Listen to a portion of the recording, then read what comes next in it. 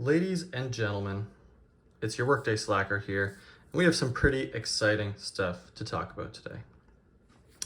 Over the weekend, maybe yesterday on Monday, can't really remember, we got some oh snap kind of news, which is, for those of you who don't know, there's a little hero called Shiyana, Diamond Gemini.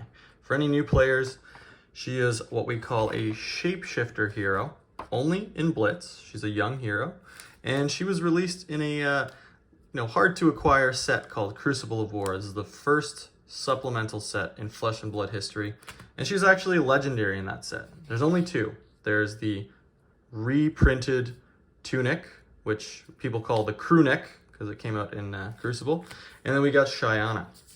So until yesterday, I never really thought about Shiyana as a viable hero.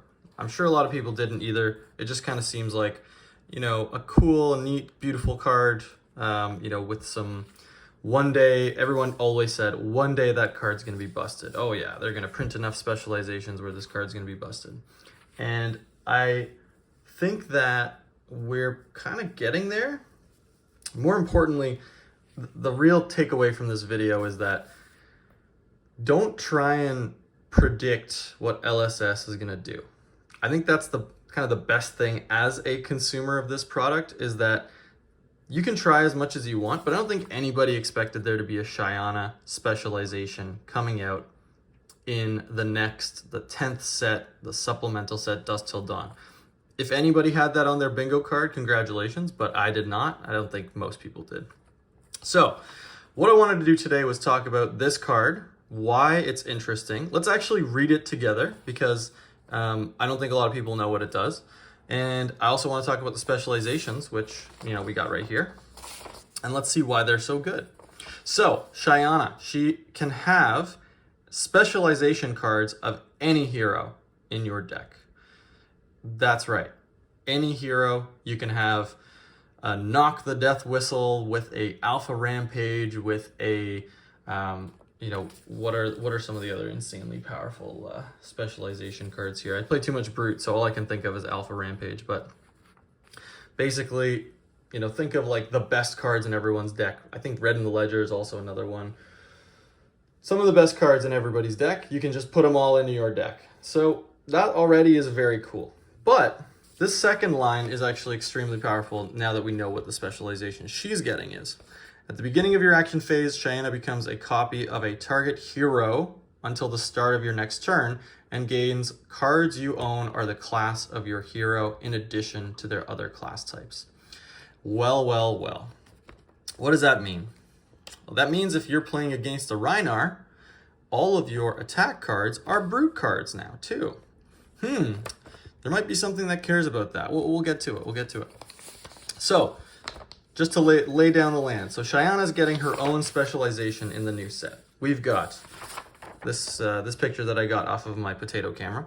Alluring Inducement. So she's got her own specialization. Stop stealing others. You get your own, Shiyana. And this one is, when this attacks, the defending hero reveals their hand. You may choose an attack card revealed this way. If you do, this becomes the chosen card.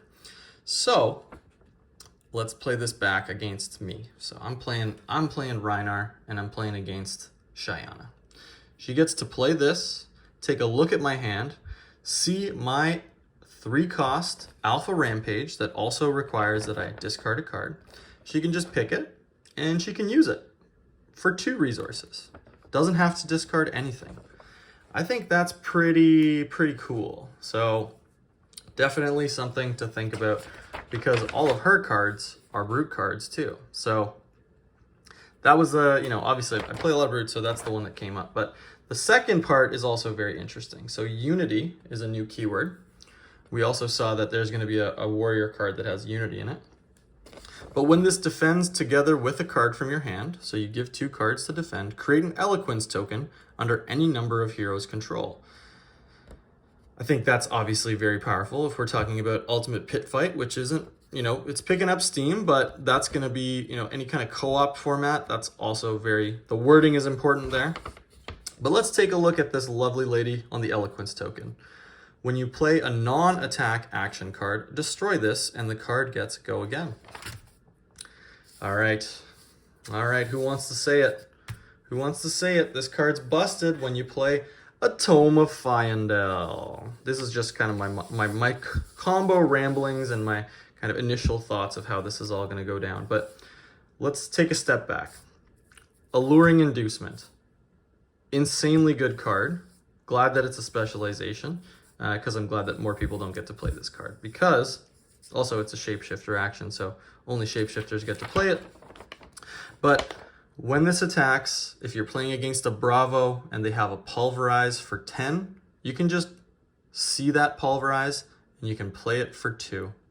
And there's nothing they can do about it. You're stealing their cards, you're shape-shifting. It's very flavorful, it's super cool. I like that a lot. And then it also has a defend ability. So even though it only blocks for 2, you probably want to be blocking with this more than you would for other 2 blocks. So it's going to give you a go again on a non-attack action. So the first kind of best non-attack action I could think of is Tome of Fyendel, because it does so much. It draws cards. If you play it from Arsenal, you gain a bunch of health. And then also, the biggest drawback, the reason why people don't play this as much is because it usually ends your turn.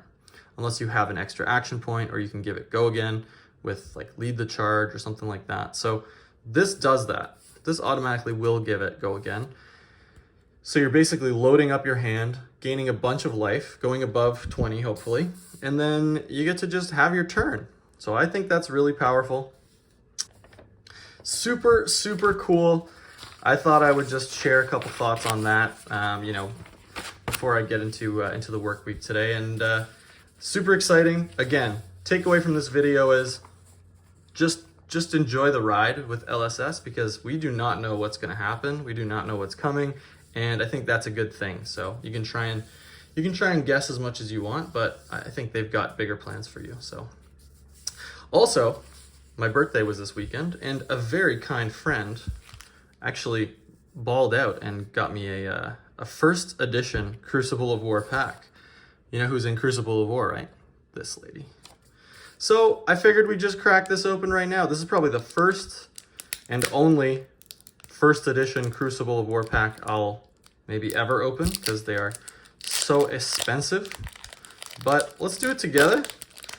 Let's get into it. And if we get a cold foil Shiyana, I think that that might be a sign that she's going to be busted. But let's see. First edition feels a lot like Unlimited, but let's see if it doesn't in a second. Torrent of Tempo foil. We've got a Mavrian Skies, and we've got a KO Berserker Runt. Hey, first ed KO, bruh. Not bad. What do we got? Anything good? Anything good? No, not really. Well, thanks for coming on this ride with me, y'all. I got a romping club. That's kind of cool. But yeah, just buy singles. Don't gamble on expensive old packs. But excited about this, and I hope you all have a great week so far, and don't work too hard. Peace out.